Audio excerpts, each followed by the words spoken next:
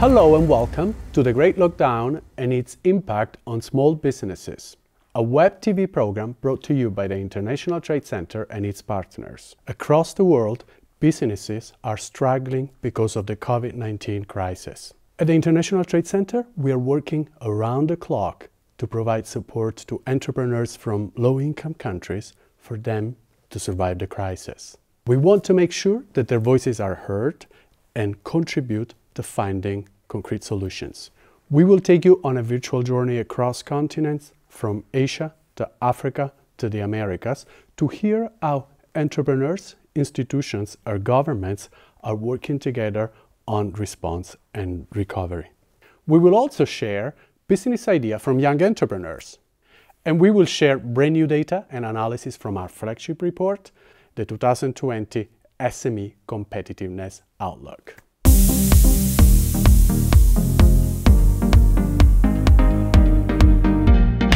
Thanks for joining us. The tourism industry is suffering a great deal, and the first leg of our journey starts from there. Let's hear more. Over to you, Wakas. Thank you, Vittorio. Yes, you're right. Tourism has emerged as one of the hardest hit sectors during COVID-19. The cruise ships that used to arrive at the beautiful Caribbean coast are nowhere to be seen. Hotels are empty, and many businesses have had to let go of their employees. Let's take a look at what the statistics look like.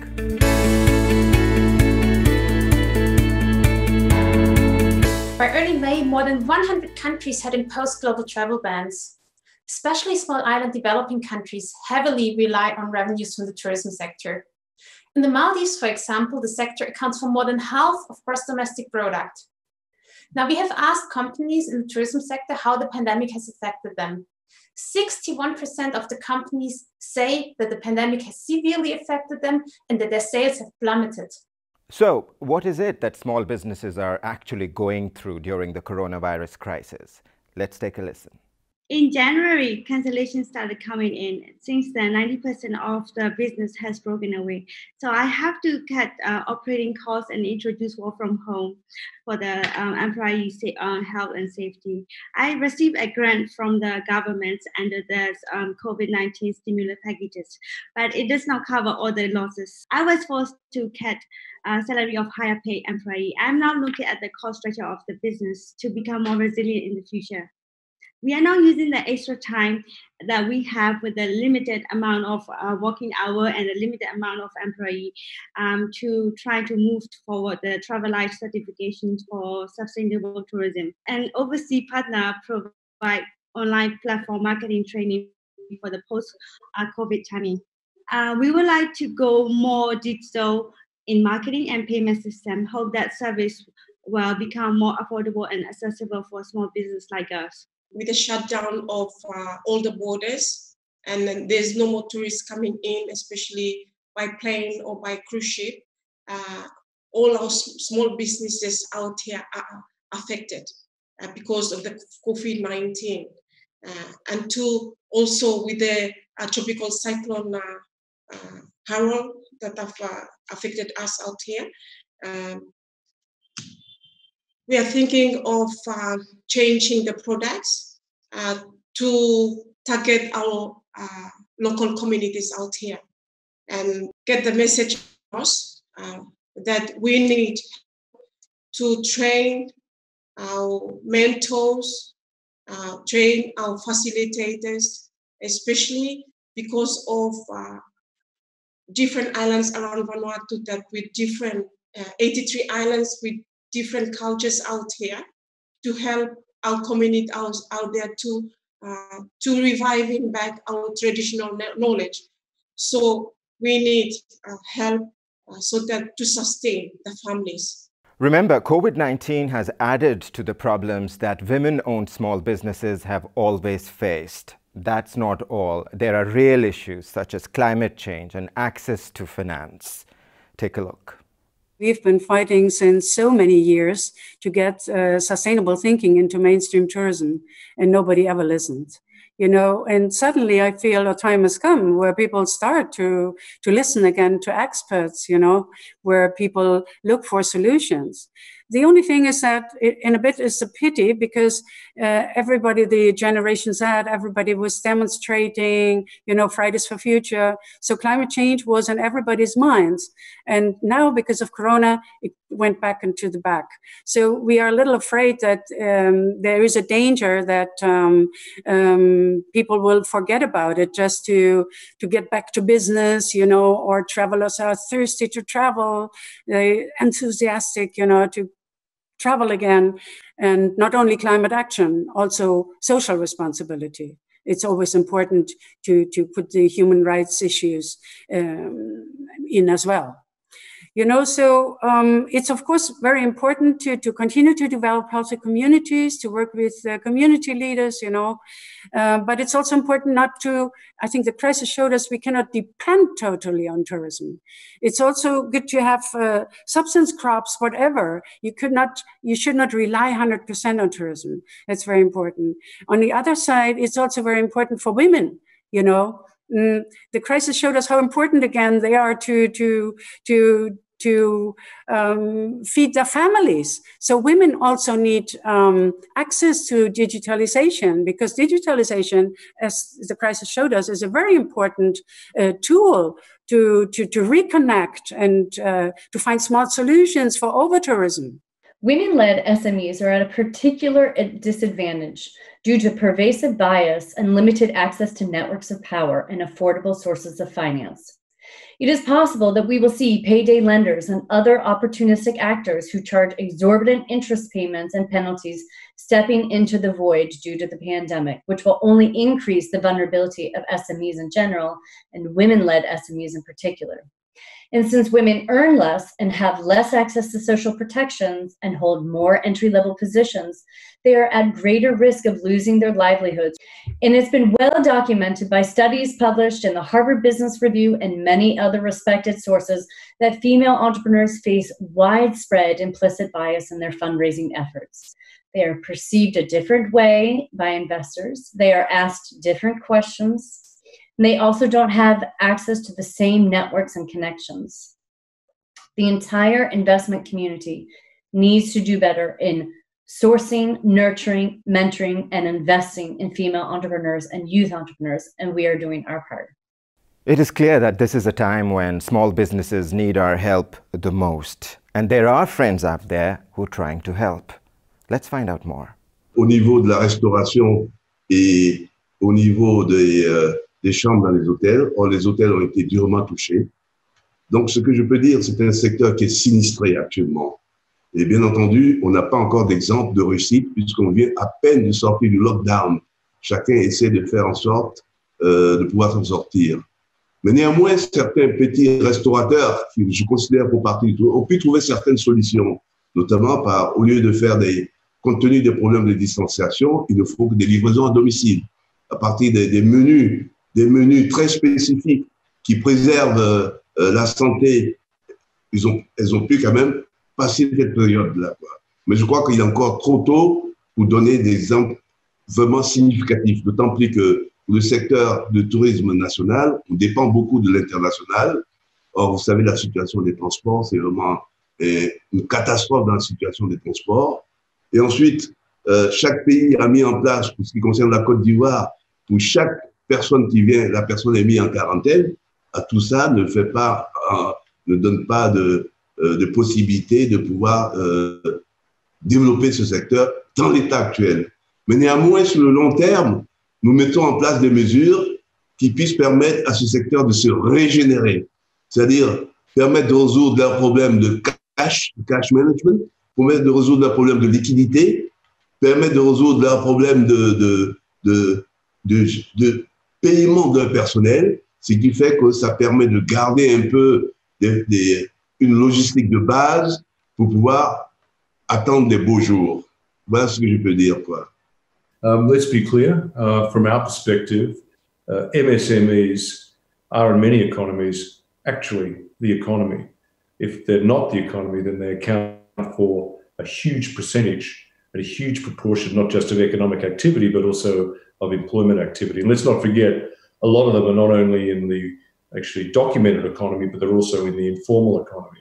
And so when we look at COVID-19 and the huge macroeconomic shock to the real economy, we are absolutely motivated to take action to save SMEs and micro SMEs, which is why the first thing we did as soon as we identified this huge problem as a consequence of COVID-19 was to actually launch historic now Save Our SME campaign, which has gone viral globally, but most importantly was able to draw very quickly the attention of policymakers and international financial institutions and frankly of large businesses to the need to actually help SMEs and micro SMEs and save them. And the critical issue we see, and we still see it, is we still have to find more ways of getting financial support to these SMEs and micro SMEs. We have done a lot, we have more to do, and we'll continue to do it. To examine the problems, coping strategies, and the support available to SMEs in the tourism sector, I earlier spoke with a panel of experts to get their insights. But first, let's bring in some analysis from our SME Competitiveness Outlook report.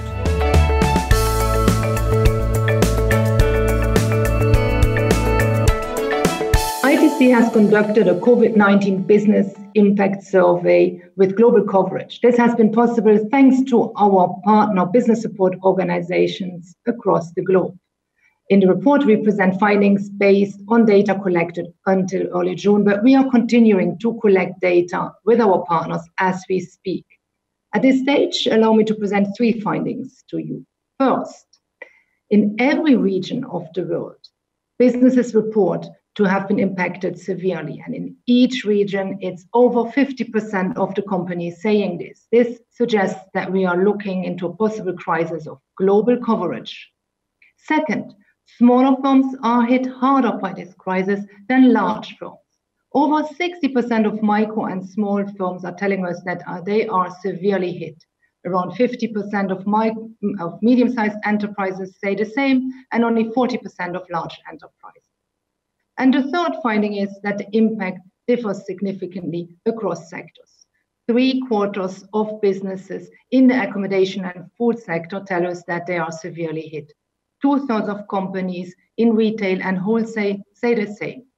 In IT and finance instead, only 1/3 of the companies say that they are suffering severe effects.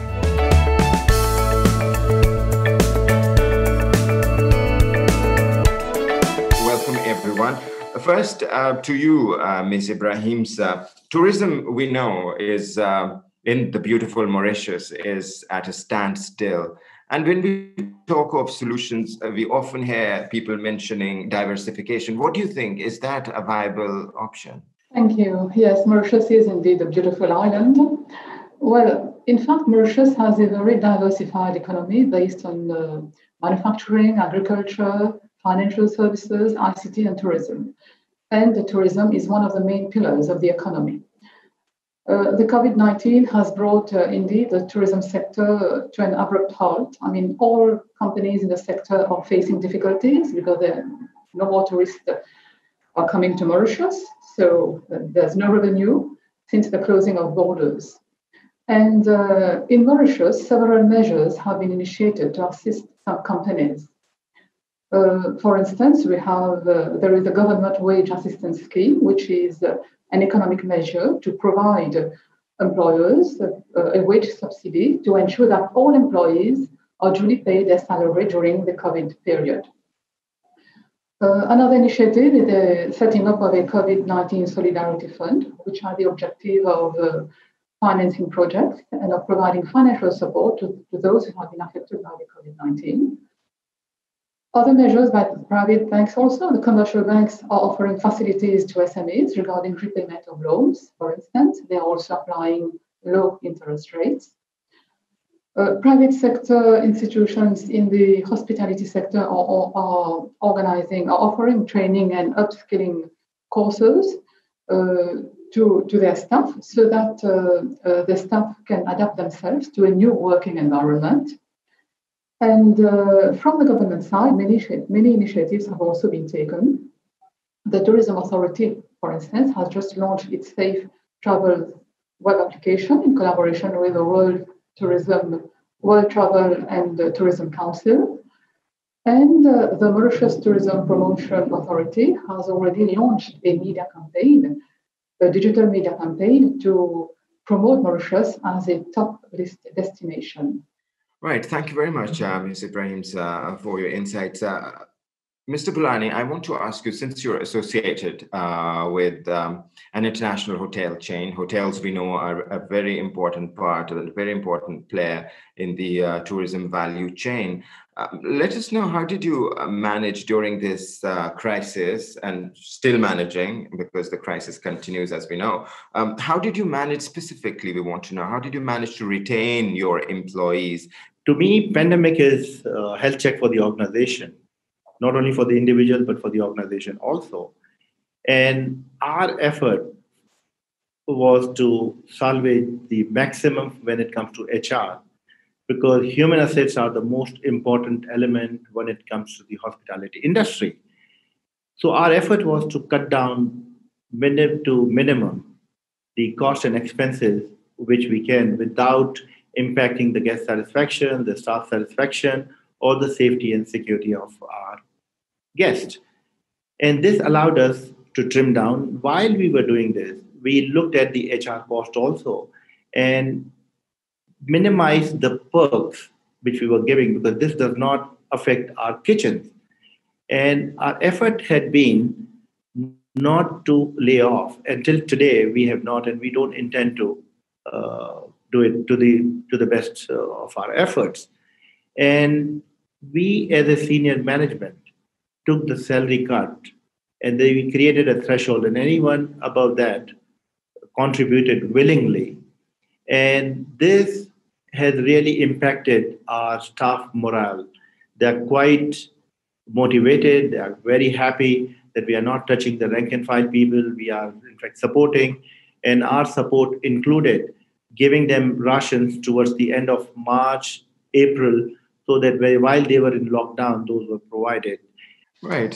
Thank you very much, Mr. Bulani, for your response there. And let's bring in Ms. Bayona now. I want to ask you, what do you think, Ms. Bayona, can the international community do to help businesses working in the tourism sector? The international community can help building the tourism innovation ecosystem by bringing together the 6 key actors that make innovation possible. So the startups, investors, corporates, academia, institutions, and national governments can work together. How can we do this? In the UNWTO, we have been launching startup competitions, global calls, in order to strengthen and promote the new way we can travel. So thanks to those startup competitions, we are working with 7,000 entrepreneurs from more than 150 countries. We develop challenges as well. So we have developed challenges with the ITC to help rural entrepreneurs to foster gastronomy and tourism as a way of scaling up their businesses. With the WHO, we launched the Healing Solutions Challenge in order to recover the tourism sector during these times. With the IDB, we have launched Beyond Tourism Challenge to help entrepreneurs to grow in Latin America. With the IFC, we are working on green investment, so to recover the hospitality sector.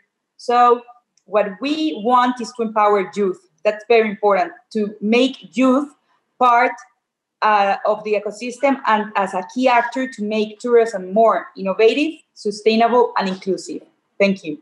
And Ms. Timbo, you heard our guests describing different situations. But when we talk of tourism, how can we forget the small island states? Because they are heavily dependent upon revenues coming from the industry. How do you think can these small island states sail through the COVID-19 storm?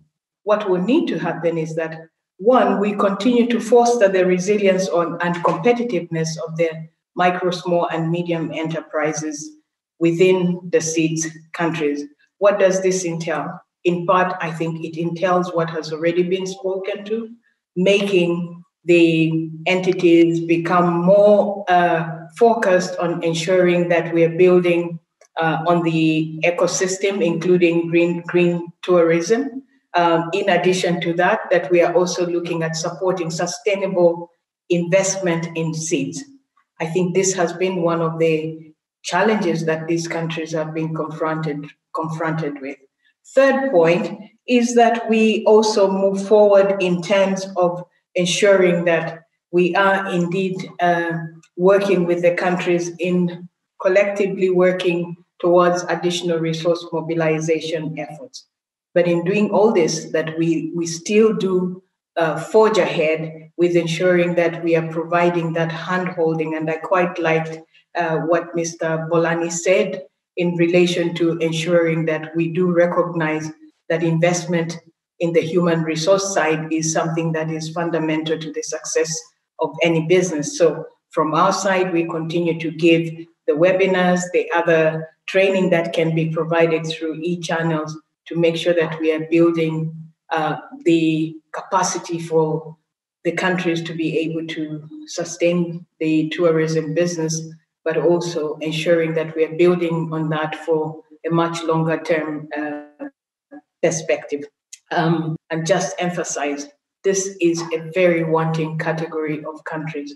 When you look at the statistics of those that have been laid off just because of the pandemic, the numbers are huge in relation to the population, and we need to do something urgently.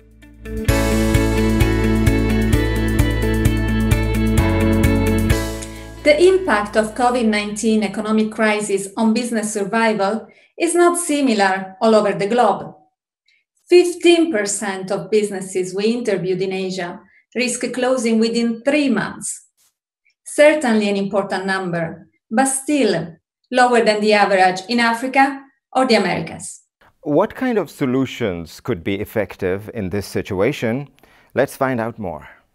Well, COVID-19 exactly showed the interdependence of our world, the interdependence of our economic structures. And of course, fighting the pandemic, we need multilateral solutions.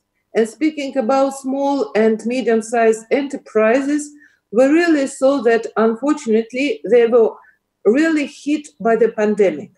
But at the same time, we understand that when we're recovering better, and that's the important message of the United Nations Secretary General, we have to recover better, we have to count on small and medium enterprises. Because if we're speaking, for example, tourism, the industry, which is one of the industries mostly hit by the pandemic, really, if we rely on recovery via small and medium enterprises working in the industry, working together with small and medium enterprises in other service sectors, we will be able to have a sustainable tourism industry as the new industry which will have less footprint. So I really think we have to support small and medium enterprises and support them on a multilateral level. According to the ILO's figures, 7 out of 10 jobs are to be found in self-employment and in micro and small enterprises, and there's an even higher share than that in most emerging economies, so small really does matter. With the world facing an unprecedented global economic and social crisis because of the effects of COVID-19, MSMEs everywhere continue to be crucial to securing and creating jobs. A key task for the ILO is to help ensure that those jobs not only generate incomes and livelihoods, but also provide a safe workplace with decent working conditions. We need to support MSMEs as we build back from the crisis to a better and to a safer future. And it's also our role to help ensure that workers can safely return to their workplaces. And that means strengthening the capacity of key stakeholders, governments, employers and workers, and the overall MSME sector, so that information on occupational safety and health measures is available to even the smallest and the most precarious enterprises, and that it can be acted upon. J'aurais 5 points dans le fond à mettre en avant par rapport au travail que nous avons mené pendant le plus haut de la crise, pendant la période où on avait un semi-confinement ici en Suisse et en particulier à Genève. La première priorité a été d'éviter les faillites. Éviter que des entreprises, parce qu'elles n'avaient plus de clients, parce qu'elles n'avaient plus de possibilité de faire des échanges, soient réduites à licencier et à fermer leurs portes. Et pour cela, nous avons déployé un arsenal, d'abord relativement connu, je crois, des réductions des horaires de travail, ce qu'on appelle chez nous les RHT, réduction horaire de travail, qui permet de prendre en charge le salaire des collaboratrices et collaborateurs qui, parce qu'il n'y a plus de volume d'affaires, sont inemployés et doivent rester à la maison et donc sont des charges assez lourdes pour les petites entreprises. Le deuxième aspect, toujours dans le même ordre d'idée, ce sont les allocations pour perte de gain. Ceci cible plutôt les indépendants, les personnes soit seules, soit avec un employé probablement intermittent. Ces personnes-là n'étaient pas couvertes évidemment par les réductions des horaires de travail, donc touchent des allocations de perte de gain qui comblent jusqu'à 80% de leur salaire. Ce qui permet là aussi d'éviter de perdre tout ce précieux filet d'indépendants que nous avons et qui est totalement essentiel à la vitalité de notre écosystème économique. J'aimerais citer aussi deux points qui me semblent assez essentiels. Le premier, peut-être une expérience originale face à la difficulté qu'avait la restauration, donc les restaurants, comme dans nombreux endroits du monde, les restaurants ont dû fermer leurs portes, n'avaient donc plus de clients et risquaient évidemment eux aussi la faillite. Ce que nous avons essayé de mettre en place, c'est une plateforme de soutenir les plateformes numériques de e-commerce qui existaient déjà à Genève et de leur demander d'essayer de faire le lien entre ces restaurants et puis une autre activité économique qui avait des difficultés, à savoir les taxis et limousines. Et c'est en joignant ces deux problèmes qu'on a trouvé une solution à travers des plateformes numériques qui permettaient aux Genevoises et aux Genevois de commander de la nourriture ou de commander des produits qui arrivaient jusqu'à chez eux grâce à ces limousines et taxis inoccupés pendant cette période. Pour vous donner un chiffre, une des plateformes de Genevoise a augmenté ses volumes de commandes de 300%. Donc, on est vraiment dans des mesures avec une efficience relativement forte. J'aimerais également mentionner peut-être le soutien aux startups, puisque ces toutes petites entreprises naissantes qui ne représentent pas une grosse valeur économique, évidemment, aujourd'hui, mais potentiellement demain, sont des acteurs majeurs de notre économie.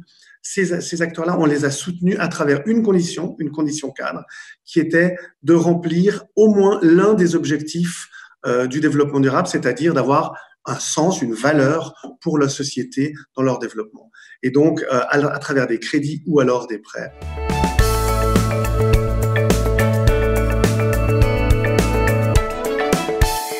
In the report, we argue that health and sanitary standards and regulations are likely to be even more important in the future than they are today. The tourism industry will be particularly concerned because it is a fundamentally service-oriented industry where people are in constant contact. The new standards and regulation are likely to focus increasingly on reducing the risk of disease transmission from person to person, and the tourism industry will have to adjust to this.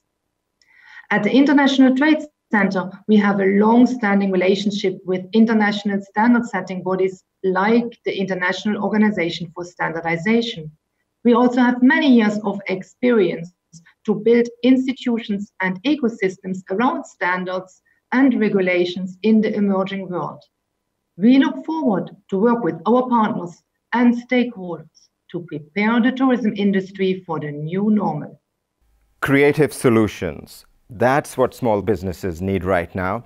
I leave you with this inspiring example of a young innovator who's trying to make a difference.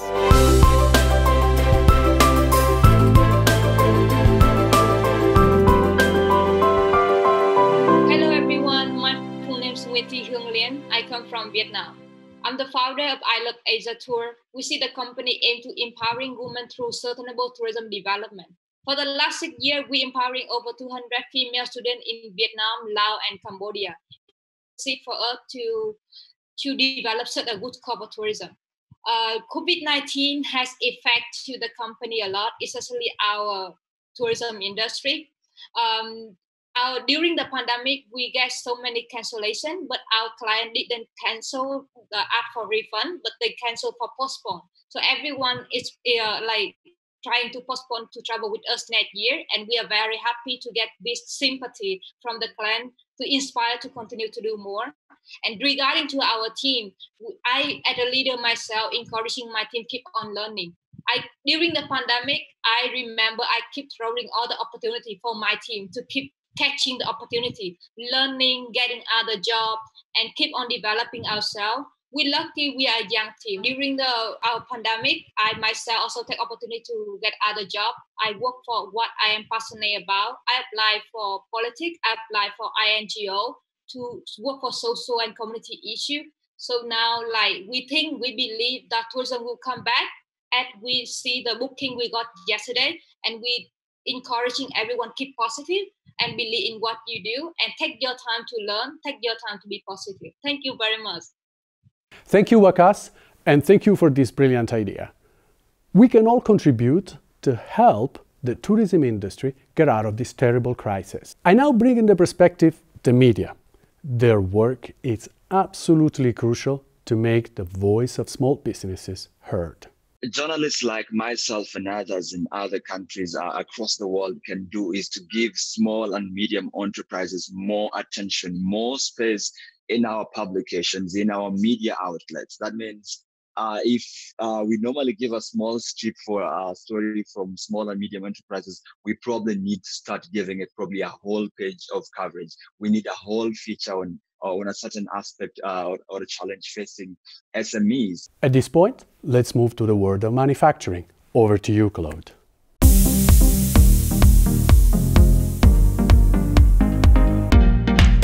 Thanks, Vittorio. The Great Lockdown has led to a collapse in the global demand in textile and manufacturing sector and has caused severe supply chain disruption. Let us have a look at the latest data. African exporters are losing up to $2.4 billion due to factory closures abroad caused by COVID-19. Let's now zoom into the textile sector. Cotton exporters from sub-Saharan Africa have been hit hardest by factory closures in India and China, while North African exporters have suffered the most from the lockdown in the European Union and Turkey. So, what does our latest report say about value chains?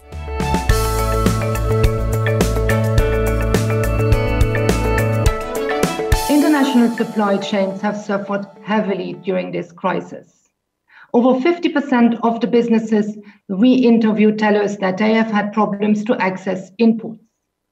This has triggered a renewed debate on the functioning of international value chains, a debate that had already started during the Great Recession and regained impetus as a consequence of the tsunami in Asia a few years ago. In this year's SME Competitiveness Outlook, we argue that there are at least 3 areas that policymakers should look at in order to rebuild trust in the functioning of international value chains. First, if access to essential goods depends on imports, people need to be able to believe that trade measures will not block access to these essential goods in a period of crisis. Second, in a crisis, people do not want to have to fear that they are being delivered substandard products. Quality monitoring has to continue functioning also in periods of emergency. Third, suppliers in developing countries must trust that lead firms stick to the contract also in periods of crisis. Now, a few entrepreneurs would like to share their perspectives. Pendant la pandémie Covid, j'ai été sollicitée pour produire des masques. Et donc, par ma formation de médecin, je pouvais vraiment contrôler les critères d'efficacité des masques que j'allais produire. Je me suis débrouillée pour produire des masques avec le tissu conforme qui comprenait 3 couches. Et on était vraiment en période de nécessité et de manque de matériel de protection. Donc, j'ai tout de suite répondu présente à cette initiative. On a produit une bonne quantité pour pouvoir la donner au personnel soignant des unités Covid-. L'identification que j'ai faite, c'est de voir qu'il y a des gens démunis qui n'ont pas les moyens justement d'en acheter. Le port de masque est devenu obligatoire même après la crise sanitaire et il y a énormément de gens qui n'ont pas les moyens d'en acheter. J'ai l'intention d'en faire pour ce genre de personnes pour pouvoir leur permettre de se protéger sans payer un sou. Conforme el coronavirus ha atacado los diferentes países, nosotros también nos vimos muy preocupados por la situación porque la mayoría de nuestros clientes son mayoristas y obviamente el comercio en Estados Unidos se vino abajo. Buscando opciones, uno de nuestros asociados, que es una organización que se llama NEST, sacó unas becas para la elaboración de mascarillas que iban a los diferentes hospitales y el correo en Estados Unidos. Y con esto tuvimos la oportunidad de ganar una beca para producir más de 20,000 mascarillas. Con esta producción de 20,000 mascarillas, obviamente tuvimos que poner a mucha gente a trabajar y eso ha ayudado muchísimo para que en los próximos 6 semanas tal vez todavía tengamos trabajo para poder pagar salarios, para poder pagar renta y sobre todo para que estas personas en el interior del país puedan tener un acceso a dinero. My company was affected very heavily because we export in bulk nearly 90% of our product which goes to Europe, and consumer behavior in Europe changed, and our importers, our buyers were small and medium enterprises which had to close their businesses due to lockdown. So we were totally out of business for the export markets, keeping in mind to have the standards followed and certified products for the consumers. So that was the product diversification. At the same time, we had problem with the packaging material, which we had to source from other companies instead of relying on the old suppliers who were getting their raw materials from China. The main thing which our company was looking at was the standards in order to gain the confidence of consumers, because at this time when the consumers were using our coffee, when the pandemic will be over, they will be having confidence with our products, as our products are the one in the market. So the small and medium enterprises need to diversify together with following the standards in order to gain market and survive. Earlier, we talked with key players from the international scene. Before we hear them, I suggest we look at some more data.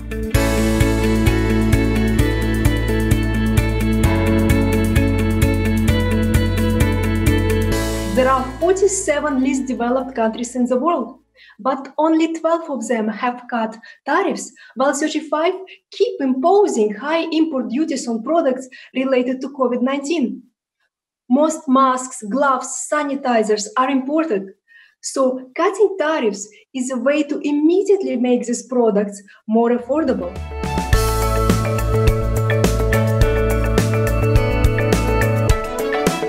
Let's start with Mrs. Rosibulka. Mrs. Rosibulka, you are a social entrepreneur from Rwanda who produce children's clothes for export. You normally buy your material from China and India. Now with the lockdown, do you think the new trade area could help you in keeping your business running and your cost low? Yes, thank you very much. Definitely, it's been a struggle since the outbreak of COVID-19, and all our borders are closed. As you mentioned, our country is landlocked, so we have nowhere else to find the raw materials. And I believe the free trade area would be of such a big advantage to businesses like myself, where we relate only with the borders around us because, as you mentioned, we are landlocked. So having a free trade area will really support us in getting these raw materials in a more sustainable way in the future. Commissioner Muchanga, what is the next for the African Union on the path to making this a reality? Thank you very much. Global trade is expected to decline by 13 to 32% due to the COVID-19 pandemic. And in this respect, acceleration of inter-African trade is very paramount. True, small businesses require best possible conditions to cross-border trade. Currently, we are developing trade corridors in collaboration with member states and regional economic communities to facilitate movement of essential goods during the pandemic. Work also continues virtually to finalize rules of origin, tariff concessions, and specific commitments on trading services in readiness for the start of trading under the African Continental Free Trade Area. Africa's recovery demands accelerated industrialization through regional value and supply chains, starting with products essential to fighting the pandemic. Critically, investments in agro-processing, pharmaceuticals, and healthcare infrastructure are key to resilience. Furthermore, Africa-wide digitalization will facilitate resilience of small businesses. Hence, digitalization from one-stop shops at borders to new e-commerce enterprises is critical to supporting small businesses and reduce their cost of doing business. Thank you very much to His Excellency Ambassador Cancela. In your view, how can multilateralism foster resilience in small businesses given the current context of crisis? Well, the world trade system has been facing serious challenges for a while. The COVID-19 pandemic has added more strain on it and hit small businesses the hardest. So pragmatic and efficient cooperation at multilateral level is key to overcome the crisis we're going through. The multilateral system has a role to play to ensure the continuous flow of goods and services, especially agricultural products and medical appliances. So it's key what the multilateral trade system can do in order to facilitate the continuous flow of goods and services. Then, of course, fiscal and monetary policies put in place by states have been very important at this time, but also trade policy has to pull the strings in the same direction. And we cannot forget e-commerce. E-commerce has shown its importance during this crisis.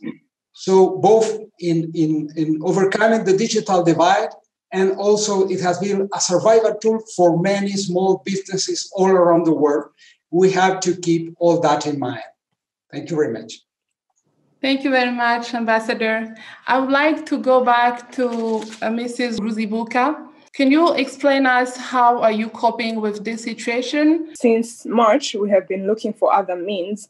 As mentioned earlier, we rely on importing our products, our raw materials from the nearby countries, and most especially our raw materials come from China and India. As to speak right now, there is an order I made about 2 months ago that hasn't arrived yet.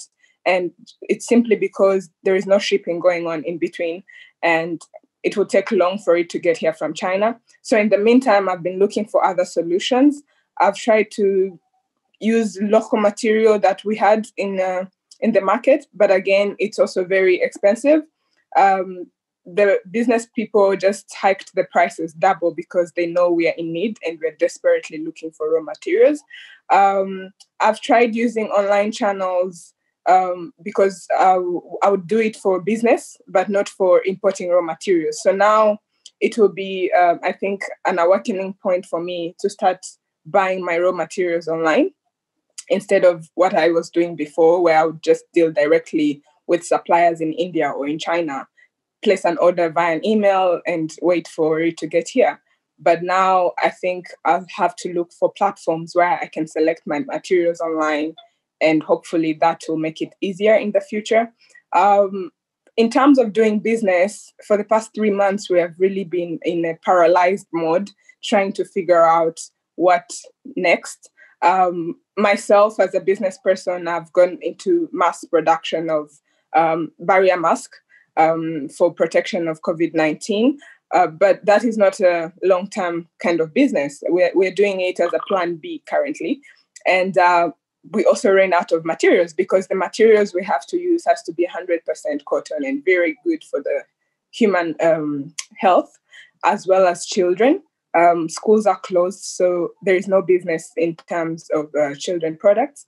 But in the near future, I really believe that my business will move online, fully online, to sell and buy online, because I see that as a currently it's the barrier. There are borders around me, but when we do business online, there are no borders. We're able to do it internationally. Exactly. Thank you very much. Now I want to turn again to His Excellency Commissioner Muchangas. How do you see a small entrepreneur being able to purchase local material with reduced costs? First of all, we have to really establish knowledge about the existence of areas where one can supply. Because the nature of trading in Africa is that information is a critical disadvantage to a lot of would-be manufacturers, big or large. So we are in the process of, with the assistance of the International Trade Center and the European Union, we're in the process of coming up with the African Trade Observatory. When it is fully installed, and it's not going to be immediate, maybe in the next 3 to 4 years, we'll be able, among other things, be able to give information on the export and import opportunities for raw materials, intermediate goods, and finished products, which importers and exporters can make use of. But as a result of this pandemic, we have mobilized the private sector, the Pan-African Manufacturers Association, and the Federation of the associations involved in the pharmaceutical production of pharmaceutical products across Africa. We've brought them together so that they can really try to talk among member states to look at areas where they can get intermediate goods or raw materials. So there's an opportunity for small-scale farmers, small traders, to really get in touch with us, and we should be able to see if we can work with them to link them to possible sources of supply. But another long-term position we are taking up is to come, and I indicated in my opening remarks, to come up with the development of regional value and supply chains across Africa. And to this end, we are working with the UNIDO to have a mapping of regional value chains so that we know what exists in which country. It may not be immediate, but there's also an opportunity really to survive by getting in touch with us at the African Union so that we could link them to the Pan-African Manufacturers Association. Thank you. Thank you very much, Excellency. Now I want to turn to Mrs. Tembo. Mrs. Tembo, we hear the insight from our guests.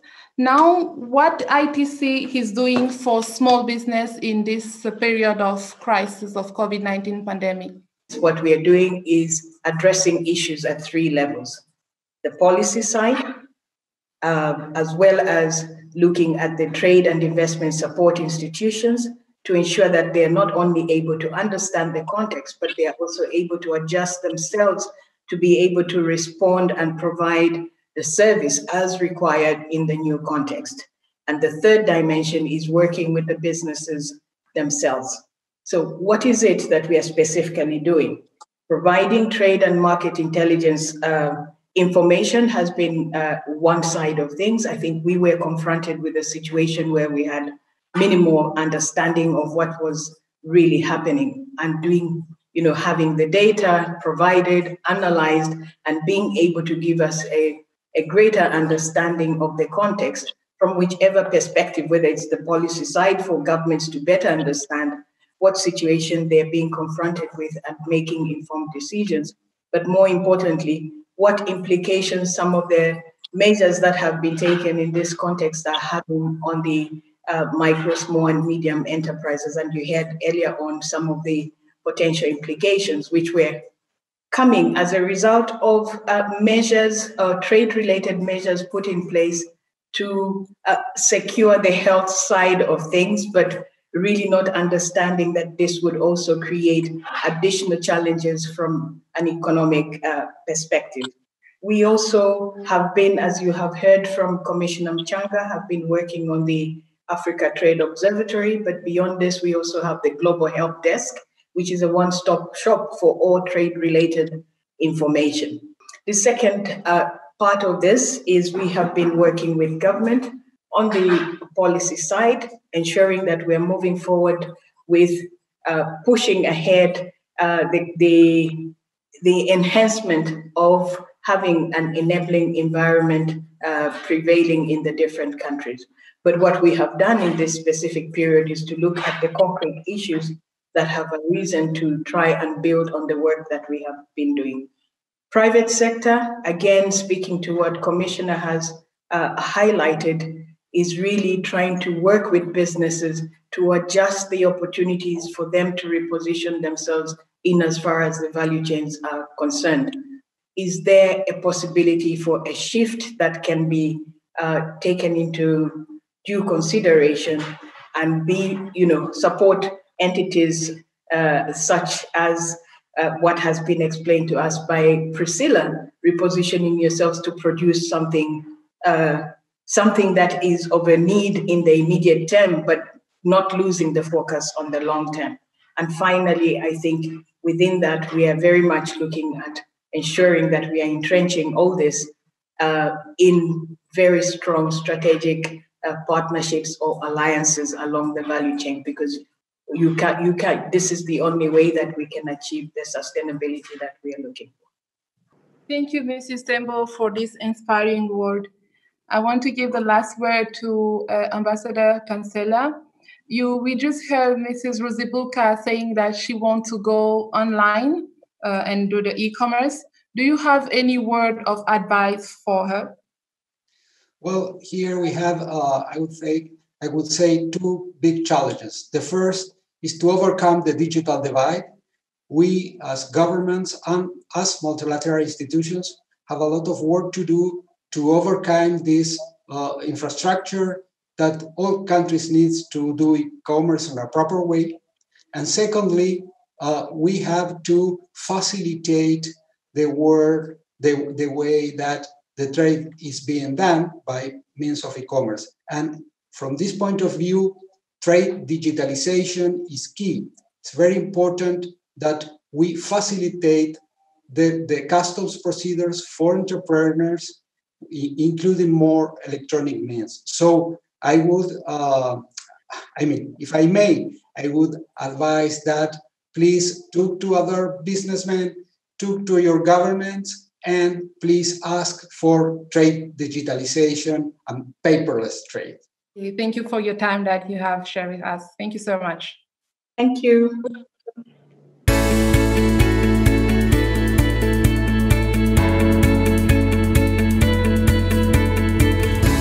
Almost 60% of companies we interviewed had hard time to get information on government's assistance options during the COVID-19 pandemic, especially in Africa. Easy access to information is really critical. Ghana Export Promotion Authority did a survey first to understand the needs of MSMEs and our exporters. And after assessing the needs, we are working with government and private sector, that is AGI, Ghana Association of Industry, and National Board for Small Scale Industries. We are working with them to see how we can support the MSMEs with this stimulus package. GEPA is standing in as a guarantor and helping the exporters and MSMEs to apply in the proper way with everything that it needs to access the loan. We are also attaching them to financial institutions that also have products that are supportive of what they are doing. We are also training them to understand the dangers in this whole disease and also how to make their businesses resilient. This is all going on online as part of our export school that we already have with them. And we are also intervening with good seedlings. When you talk about agribusiness, good seedlings, because it is a planting season, for them to be able to continue producing, because we don't want to go hungry after this is all over. So we are doing all of these interventions whilst getting closer to them, attaching them to each one that works in GEPA. Everybody has a relationship manager. So we are in constant talk with them. We are talking with them. We are getting to understand them. And this is all in order to make them feel that they are supported during these very terrible times. Thank you. Aujourd'hui, la coopération entre l'Europe et l'Afrique, je considère que c'est une priorité absolue. Donc aujourd'hui, réellement, l'Afrique dispose de beaucoup de moyens, beaucoup de compétences, beaucoup d'opportunités, mais sur le plan sanitaire, risque d'avoir réellement le soutien de l'Europe pour traverser ensemble cette crise. Il faut qu'au niveau de l'Europe, que cette crise soit réellement un nouveau modèle de développement, de communication, de partenariat entre l'Afrique et l'Europe. Tous les spécialistes prédisent qu'il y a un décalage au niveau de l'Afrique, peut-être de 2-3 mois. Donc le pic n'est pas encore arrivé, mais il faudrait tenir compte de l'expérience des pays européens qui sont en train de sortir de cette crise pour que l'Afrique ne plonge pas de plein fouet dans cette crise. Donc je fais un appel à tous les gens, à tous les opérateurs économiques pour faire de l'Afrique une des priorités sur le plan sanitaire, sur le plan économique, sur le plan des investissements et sur le plan de la coopération win-win avec les pays africains. At the Ministry of Trade, we monitor the stock level of essential commodities on a weekly basis to ensure its availability at all times. Fortunately for us, at the beginning of the lockdown, most of the countries we import from, mainly India, Malaysia, and Brazil, still had their borders open. So our local importers were able to place their orders of essential commodities before those countries went on lockdown. We also had a temporary suspension on the re-export of essential commodities to neighboring countries to ensure the availability of these essential goods at home. So with regards to potatoes and onions, which are mainly imported from Holland, which was already on lockdown at that time, this coincided with the local harvest of these products, and we had enough stock to supply the market for 4 months. Supply started in March, and we still have enough stock for the next 2 months. To prevent price hikes and hoarding, we also introduced a temporary price ceiling on essential commodities. In terms of policy measures to support MSMEs, as a form of stimulus to small and medium businesses, the government food aid procurement of rice, sugar, and oil of over $700 million was awarded to small and medium enterprises with a focus on women. The Central Bank of the Gambia reduced the required reserve ratio by 2 percentage points, releasing about $700 million liquidity to banks. The Gambia Revenue Authority pushed its deadline for pay-as-you-earn by 15 days and corporate income tax by 2 months. We have learned that it is crucial to diversify the Gambian economy and strengthen the few strategic sectors, mainly manufacturing, agriculture, and tourism. The first concern that we had was how to protect our employees. So the first thing we did was discuss with the Moroccan authorities a measure that would allow these employees to stay home and safe and still receive an allowance, financial allowance. The second thing was to make sure that we didn't disrupt the value chain. So we needed the companies to be able to keep paying their bills and paying their suppliers. So the government put in place special financial measures with the guarantee of the state to allow the companies to pay their bills and to pay their suppliers.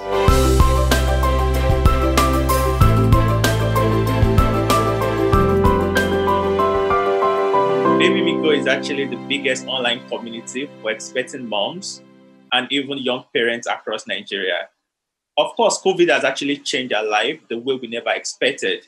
And as a young person, it is important that we start building solutions that can actually help people get back to their normal lives. And that's why we built COVIDguide.Africa, which is a simple platform that provides resources and most importantly, fight misinformation during the height of COVID. In the last few weeks, we've actually had more than 100,000 people access very simple information in different languages across Nigeria.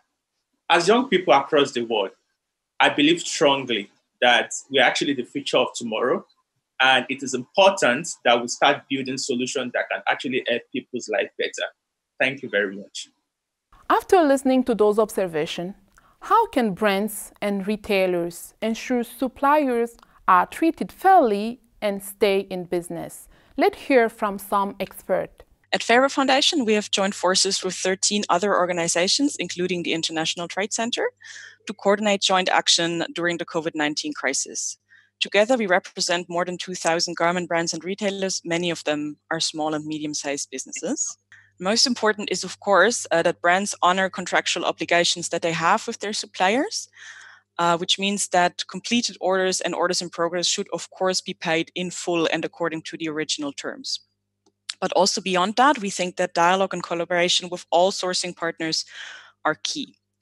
We advise brands that they do not take any unilateral sourcing decisions and always look for solutions together with their partners. At this point in the crisis, this could mean that you look for alternatives for canceling upcoming orders in the next season, but also that you're flexible if your supplier cannot meet a deadline that you previously agreed on because the government mandated a lockdown or other issues related to the crisis have come up. But also later in the crisis, like we see now in China, when demand is picking up again, we think it's really important that brands have a dialogue with their suppliers on their forecasting plans and what capacity the supplier has available to avoid excessive overtime and extreme production pressure. And I'm very happy to have one of our member brands, Armed Angels, here with me today, who can give first-hand experience how they have dealt with the crisis and how they've worked together with their suppliers. So I'm handing over to Lavinia for some more insights. So for now, in our case, production orders are secured to stabilize the strong and stable Armed Angels supply chain. Some of our producers actually had to shut down a couple of weeks during the first weeks of the crisis, but now everybody is back on track. They did not have to miss any workers, but the situation is anyways difficult, especially financially. So I do believe that the crisis is still, like the real crisis is still to come. So far, we have accepted all completed orders for finished textiles from our producers in accordance with the contract, which is, in my belief, a total must to obey to the contract at the originally agreed terms of payment, paid in full. This has been achieved mainly thanks to the responsible handling of the situation by our great partners and the close relationships in our trusted value chains. For the future, I see more production on demand, even closer cooperation with our partners in the value chain, with proper downstream management, actually, going down the supply chain and stocking materials and accessories. And I also see a disengagement of collection work towards less pressure towards trends in the whole supply chain up to the end consumer.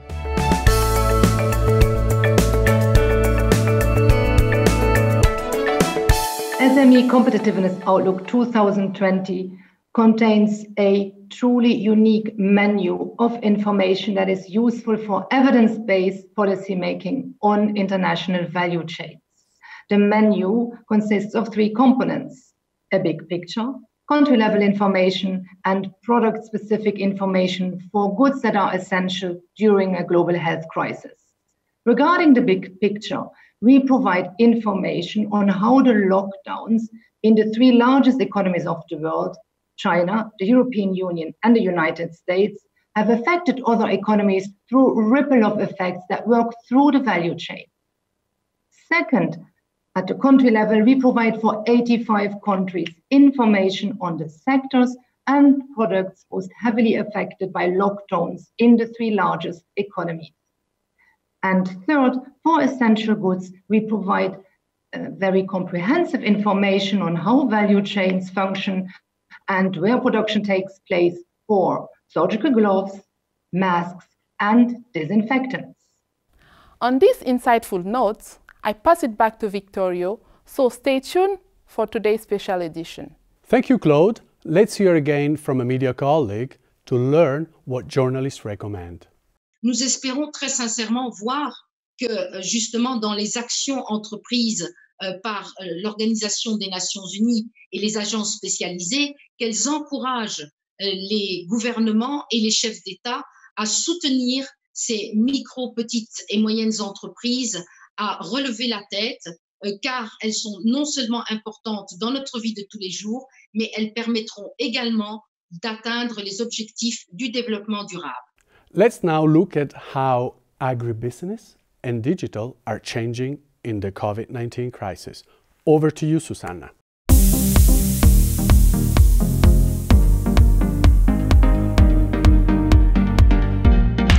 Thank you, Vittorio. Let's now look at agribusiness, which is key to food security, and digital, which companies need to use to expand and reach new customers. Let's kick off with some data.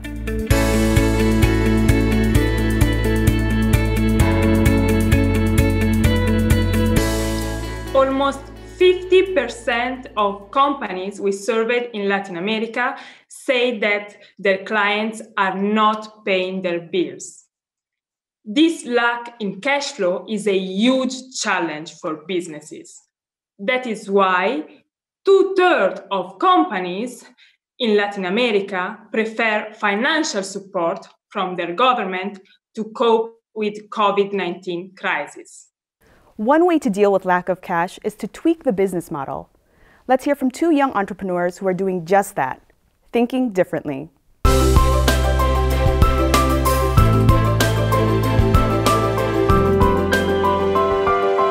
Bringo Fresh is an e-commerce platform that helps farmers and families to control and reduce waste and also enhance nutrition family by family. And we primarily source from smallholder farmers, backyard farmers, urban farmers, and greenhouse farmers because we try to keep the traceability of the seedling on our database because that's good for exporting crops, which is something we'll be getting into soon.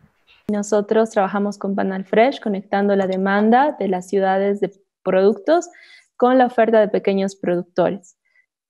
Antes del COVID, nosotros estábamos trabajando principalmente con restaurantes, hoteles y cafeterías, y después de que en Bolivia se pusieron muchas medidas restrictivas y nuestros vehículos no podían circular, reunimos a 115 voluntarios en 3 ciudades del país para poder hacer las entregas, y también tomamos algunas otras medidas como postergar los créditos que tenemos con estos restaurantes para 30 días después del COVID. Estamos habilitando un botón en Estados Unidos para que las personas puedan hacer compras desde allá para sus familiares que viven acá. Ahora estamos habilitando una nueva funcionalidad donde los restaurantes además van a poder pagar con tarjeta electrónica, hacer el tema de su facturación y lo que queremos en el futuro es poder ser la solución más completa que exista para un restaurante, un hotel o una cafetería, todos aquellos negocios que estén en el canal B2B. Y por lo que resta del año vamos a seguir trabajando con el canal B2C, pero por suerte nosotros no hemos perdido ningún cliente. Entonces, eso, vamos a seguir trabajando ahora en 2 canales y siempre tratando de innovar con nuestra tecnología. Let's see how companies and cooperatives in Latin America and the Caribbean are responding to the impact of COVID-19. I work with Corpo Campo NGO, an NGO that partners with Corpo Campo company that exports acai and palm hearts from the Colombian Amazon and Pacific regions to pretty much all over the world. We work with the most vulnerable population with difficult access, little state presence, no access to capital or knowledge. The technology we work with gives farmers the necessary information to make their crops very productive and be resilient to climate changes and pests. We have used cutting-edge satellite technology to identify naturally growing acai and have trained communities to extract that acai in a sustainable manner with environmental permits. That gives communities an income based on the Amazon forest, and it adds value to the forest without deforesting any part of the Amazon. We want to make sure that when farmers have to cut down any part of the forest to exploit it, they reforest. COVID has increased the cost of production, logistic and prevention measures, and reduced farmers' income. The future of farming is uncertain, but can be an opportunity to build more sustainable supply chains.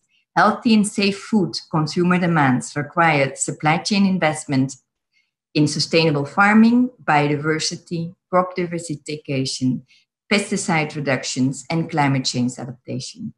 State and global trade regulations are very much needed to support sustainable farming and put a halt on existing price wars. More direct trade relationships are an opportunity to transfer more value to farmers and increase local consumption, create new market opportunities for farmers in the global south. We're helping small firms stay afloat by keeping them connected with the consumers. But this requires 3 things. First, everyone must stay safe and working without disruption.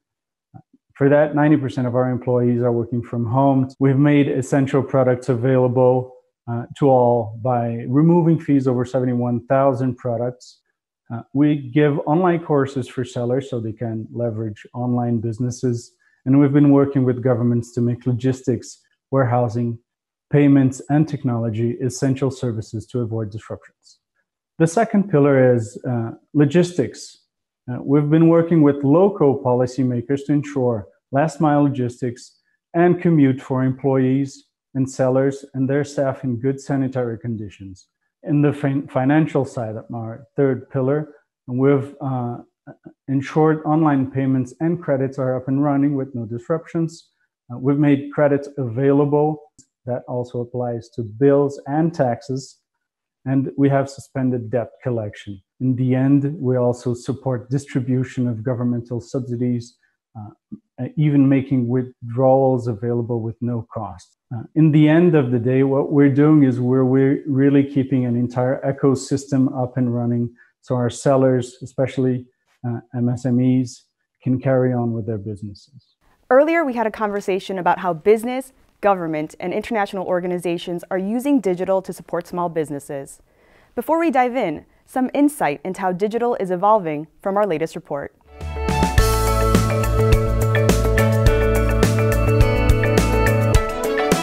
Digital technologies have played a key role to cope with the economic effects of the COVID-19 crisis. And at ITC, we expect that they will continue to be important in the so-called new normal. This will be the case for businesses, business support organizations, and governments. During the COVID-19 crisis, going digital was a coping strategy for many businesses. Some of them moved parts of the business online, others used digital technologies to reach out to their customers, to their suppliers, or to their peers. Business support organizations have used digital platforms in order to pass information on government policies on to businesses. They also use them to bring the voice of business to governments. Last but not least, we have observed that governments that use digital processes for the clearance of goods at the border have been less affected by the new sanitary measures that had to be put in place during the COVID-19 crisis. We expect that many of these changes will remain in place also in the period after the COVID-19 pandemic. And we therefore expect that the new normal will not only be sustainable, inclusive, and resilient, but also digital. Now let's bring it all together to find digital solutions for small businesses.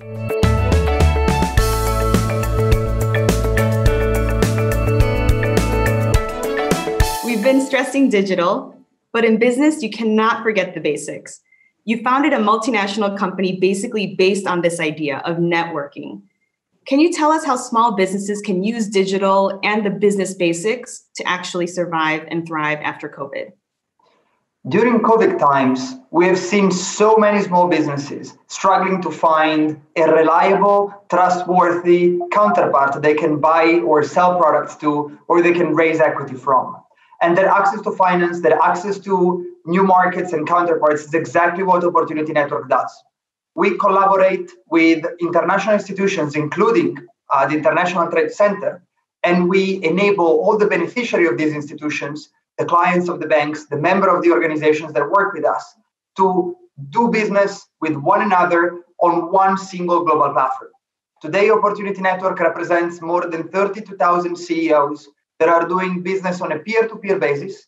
They have used our platform for over $300 billion worth in deal flow. And we have seen during the times of COVID, people trading anything from medical equipment and things that are very COVID related to finding equity to continue their business, or supplying and sourcing goods and products, anywhere from luxury to consumer goods to anything else that you can think of. So we really look forward to helping as many small businesses as we can, also thanks to our partnership with ITC. Super. So you mentioned a great point, which is about partnerships, and businesses cannot do trade without governments. So if we can now turn to Mr. Grozubinski, what can governments do to make it easier for small businesses to do what they do best, to survive during this time and afterwards?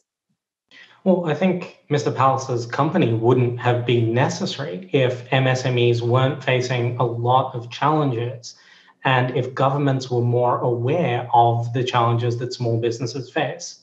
I think COVID forced a lot of small businesses to begin pivoting, to look for new opportunities, and suddenly they discovered just why so many government barriers, whether it's about navigating a border, getting a license to trade, getting a license to receive equity, are so difficult to navigate.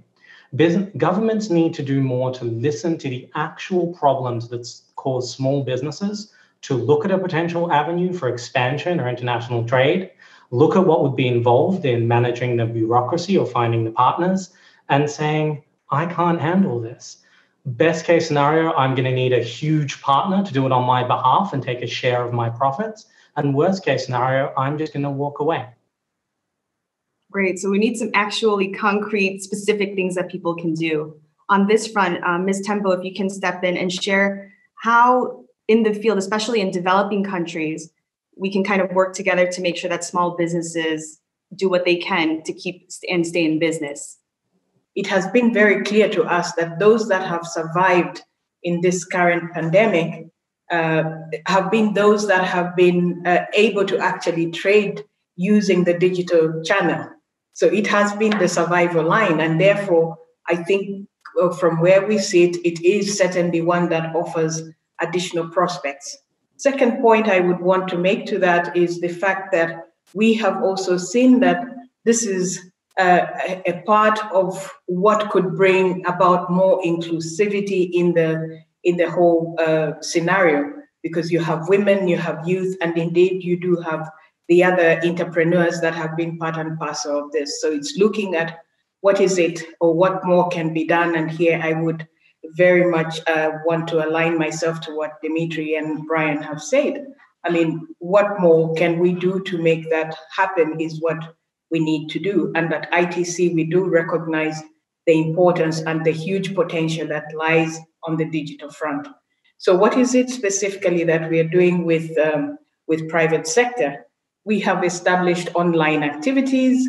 We are supporting governments to put in place online payment tools. We are also organizing together with governments the logistical side of the e-com aspects. And finally, we are providing the after-sale support that is required.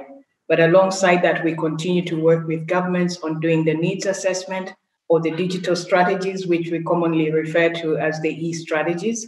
We have been doing this in a number of countries. We've done this in the Gambia. We've done this in other countries that we have been working with, and we will continue doing that. We think the demand will be increasing in view of the increased attention that the e-com side of things is getting. We have just done a study which has given us a good sense in terms of the African e-commerce platforms that are existent and how much activity has been going on in there in relation to the different categories of businesses.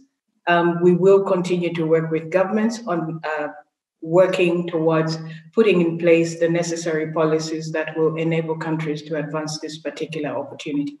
If we can turn back to Mr. Grozubinski, how can we make sure that governments are actually listening to what small businesses need? Well, that's exactly right. I mean, it's not so much that they're not listening, they'd love to listen. But I think at the moment, a lot of government consultations, I, as a small business owner, I think Brian's a much larger business owner than I am, we don't have time to go to a high-level talk about the top principles. Our businesses have concrete problems. And if we're going to take time out of running our businesses to go to a meeting about how to improve them, it needs to be concrete. They need to be incredibly focused on very specific, very practical ground level issues, and they need to include experts from the front line. If governments are going to continue to keep things very high level and very abstract, they're going to continue to primarily hear from very large businesses, very large business organizations that can afford to have a deputy vice president for government relations to come along to stuff like that. They're not going to get the inputs from the small businesses, but it's actually the small businesses who are most affected by most of the things governments can actually change. Right. That leads us back to Mr. Palace. This is exactly what you do. You look at what businesses need, help them to talk to the right people in the right way. Can you give us some concrete tips, even for small businesses, how they can actually have this conversation and make sure that they're getting their needs met? So what I really believe is the answer to your question is an ecosystem, because only together small businesses can thrive. And we have, to the extent we can, taken the role of acting as the road through which they can really get to know each other, knowing they're meeting other reliable entrepreneurs and CEOs, because everyone has been vetted by one of the organizations we partner with. At the end, it's very human. It's about that connection again. Wonderful. Before we wrap it up, Ms. Tembo, any last words on looking forward? What are the next steps as we move beyond COVID? It's about ensuring that we are becoming increasingly inclusive in our approach. And within there, you do have small ones that are actually able to perhaps do business to some extent, but still are faced with certain challenges which have to be addressed. But you also have very small ones that have the potential to do something and would probably need to have other means and other types of partnership outside what we traditionally have been looking at. I think from an ITC perspective, we have had partners such as Brian, but also we have had partners such as Alibaba, Visa, and all the big ones. But it's going beyond that to make sure that we are really making or creating that opportunity for everybody to be able to take advantage of the digital side of things. And here, as an organization, our commitment going forward is making sure that we continue to explore and find ways of how we can work with others, including those business support organizations that are supporting the companies on the ground. Great. The keyword is partnerships.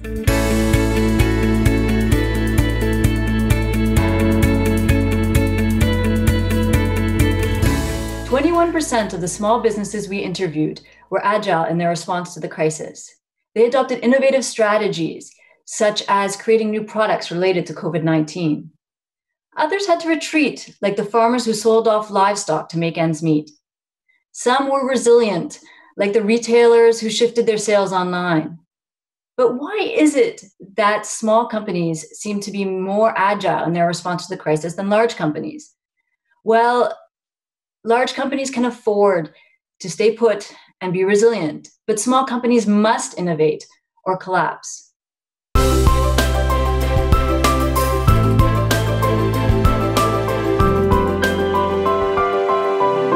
SocoWatch is transforming access to essential goods for communities across Africa by supplying millions of small shops with the goods that they need on demand anytime. The way that we do this is shops can order from us through either an app or even just through SMS, and then we provide free same-day delivery of those products to those shops. On top of that, we also provide financial services, allowing shops to grow, and even tools for shopkeepers to better manage their business. Through SocoWatch, we provide millions of people with better access to rice, soap, toilet paper, and all these essential goods. And we believe that SocoWatch's model can be transformative in bringing informal retail and communities that previously didn't have access to technology online and into e-commerce. Taking informal businesses online. What a great way to connect the unconnected. Let's now look at how to build the right ecosystem for small firms to survive. E-commerce has posted healthy growth in the COVID era, and this is a result of initiatives by various stakeholders, including government, donors, and enterprises, particularly micro, small, and medium enterprises. What I would like to do is to divide them into two parts. At the macro level, favorable policy environment created by the government has really helped in countries such as Cambodia, Senegal, and Nepal, where the government has created e-commerce strategy.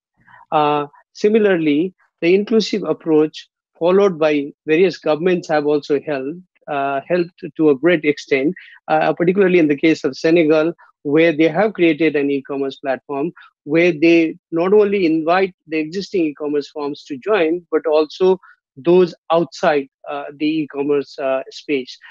So this inclusive approach has helped. But at the same time, aid for trade support, targeted aid for trade support provided by various donors has also helped.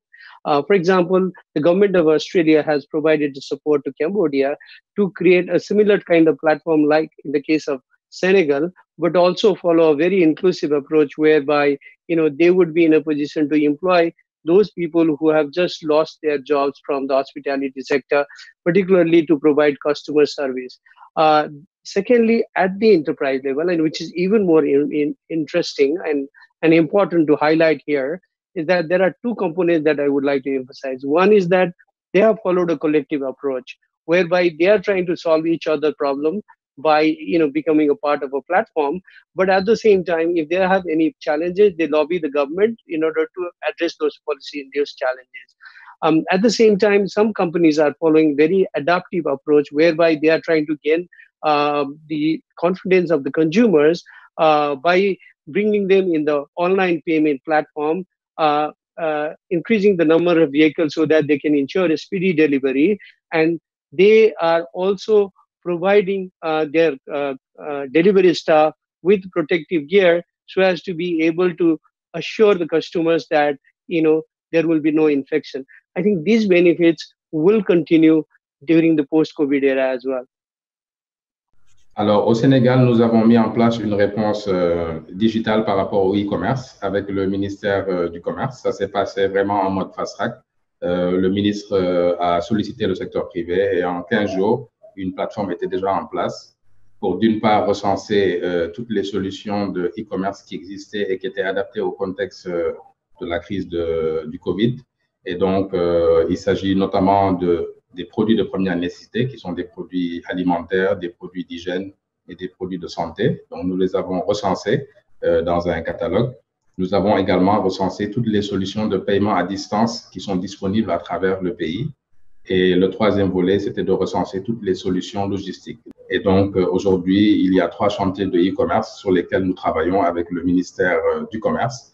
Et le but, c'est de terminer la plateforme nationale de e-commerce avant la fin de l'année, en impliquant le secteur privé et en mettant tous les partenaires au développement qui sont intéressés sur la question. Donc, nous avons vraiment un nouveau départ du e-commerce national et cette crise a été quelque part une opportunité pour parvenir à ce stade. Digital marketing has been one of the things that we have been training people on. We've developed platforms for promotion, joint promotion, for music, for example, in some of our countries. We are working with the central bank, with financial institutions to develop digital payment system, digital currencies, so that businesses in the future, especially after this COVID impact, will be able to transition more of their operations online.